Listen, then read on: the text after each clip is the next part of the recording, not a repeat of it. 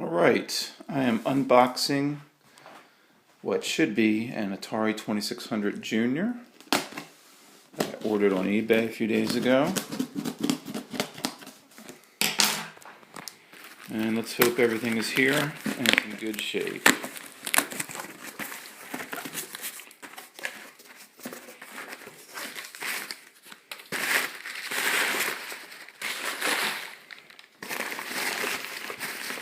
Okay, there's a joystick, bubble wrapped, which is good.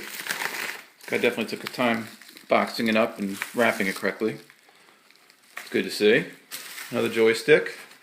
Not the original Atari joysticks, but they look decent, and to tell you the truth, the original ones were kind of, they broke easily anyway, so I'm not too pressed about that. And this is the Atari 2600 Junior.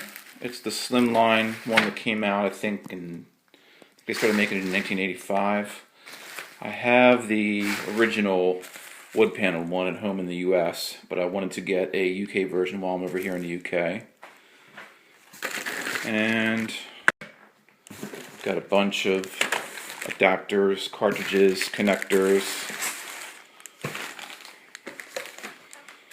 So, we'll see what it looks like when I get it all unwrapped. Okay, well now I got everything unwrapped. And this is the Atari 2600 Junior slimline. It's actually smaller than I remember it being. There it is compared to modern Xbox One. A lot shorter and a lot slimmer. Smaller than even a PlayStation 2 by far. Here are the joysticks. Not the original joysticks, but that's not a problem because the original joysticks tend to break a lot from what I remember. These look decent. Power supply. Connector for the TV. I'm not really familiar with English PAL setups, but I'm sure it looks pretty easy to set up. Hopefully I can figure it out. And I also got 10 cartridges with it. Let's see, we got Star Wars, Empire Strikes Back, Defender 2, which not even sure what that is. I know what Defender 1 is, of course. Air Sea Battle, I had that back in the day. Space Invaders, of course, classic. Pac-Man, not the best version, but it was okay for its time. Combat, that came with all the old original Atari 2600s, and I used to play the heck out of that game. Frogger, I remember that being a good version. Asteroids, decent game. Phoenix is a really good game. And Centipede. And actually, not to skip over Asteroids, I played that game probably more than anything other than Space Invaders, and got to be really good at it. I also have some these are all UK cartridges. I also have some American cartridges upstairs. About 5 or 6 of them. I've been told that they'll work, but the colors might be different than the original because of the whole PAL versus NTSC. But I guess we'll find out. So let's hook this sucker up and see what happens. Okay, I have the Atari 2600 Junior hooked up now, and it's actually working, which is good news. I connected it to a relatively modern TV. Luckily, the TV is old enough to have an RF connector in the back. The RF connector is kind of like the cable connector in the back of US TVs, but it doesn't screw in. You just kind of push it in, so I'm not sure if it's the same thing or not. But fortunately, was able to hook up and work right away. Now I'm going to show you a couple games, and it's interesting. I have 2 versions of Space Invaders. This one came with the 2600 I just bought. It's a UK version.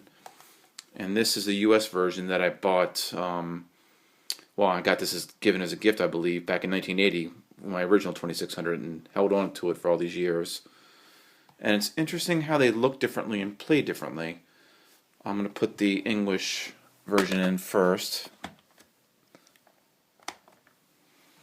And I'm not sure how well this is going to show up, but as you can see, looks alright now.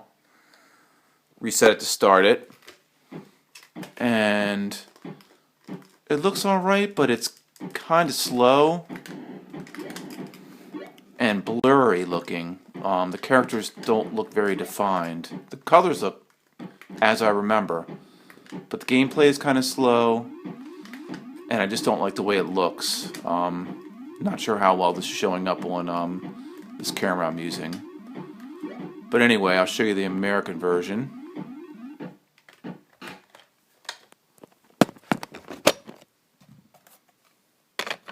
Okay, I'm putting that one in now.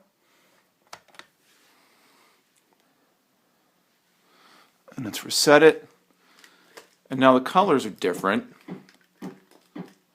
which I'm told is the whole conversion from PAL to NTSC. The US is NTSC, Europe was PAL. But look at how much better it plays. It's the speed I remember. The characters, although the wrong colors, look a lot better. So in this case, the US version of Space Invaders, I think, plays better on the UK Atari 2600. And in the next section, I'm going to show you a few more games. Okay, now I'm going to show you a few more Atari 2600 games on the Atari 2600 Junior that I just bought. Before I do that though, I want to show you one thing. You want to be hooked up to TV, and actually when I first set it up, I couldn't find the Atari signal, so I actually had to go into menu and then do a scan, and that picked up the channel that the Atari game was actually on, and then I was able to play from there. So I'm going to show you first a game called Berserk.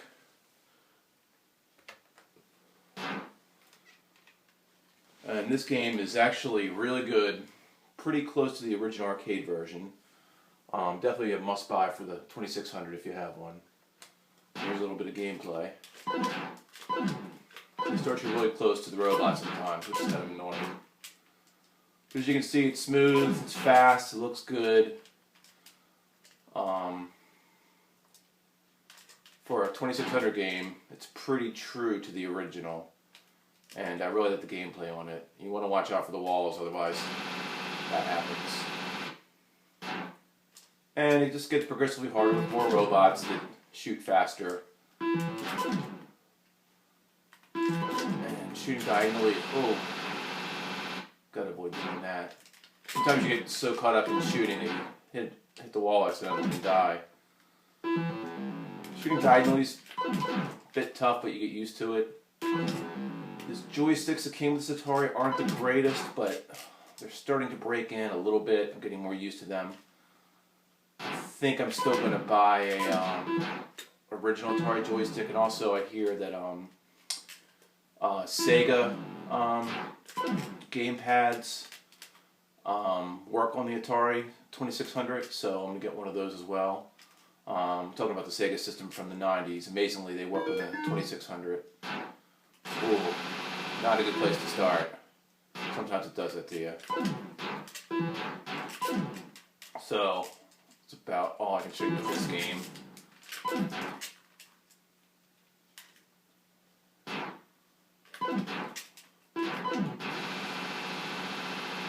And I think that is it. Yes.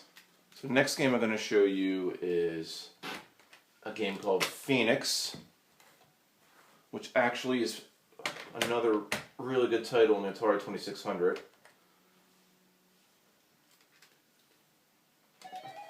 I remember, I don't think I ever owned this game, but I had friends who had it and I borrowed it. Whoa, and it's pretty tough actually. And for the time, the graphics are really good. I think the 2600 had, the biggest game was 8K. Some of these games are 2 and 3K. So, with its limitations, what these programmers did with these games actually is pretty amazing, considering their all their limitations. Ooh, these guys move fast and in very weird patterns. I just want to get to the next screen to show you that. Now these guys, you can shoot their wings off, but if you hit them right in the middle, you kill them.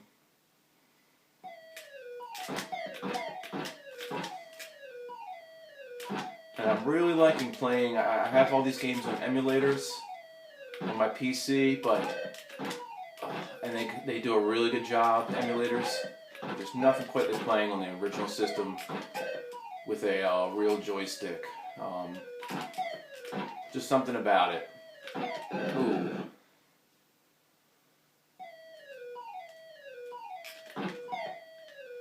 And you fight wave after wave, and after this, we're probably not going to get to with one life left. There's a kind of a boss level. It's pretty tough, but actually a lot of fun. Alright, well that's it for now, and I'll show you some more games at a later time.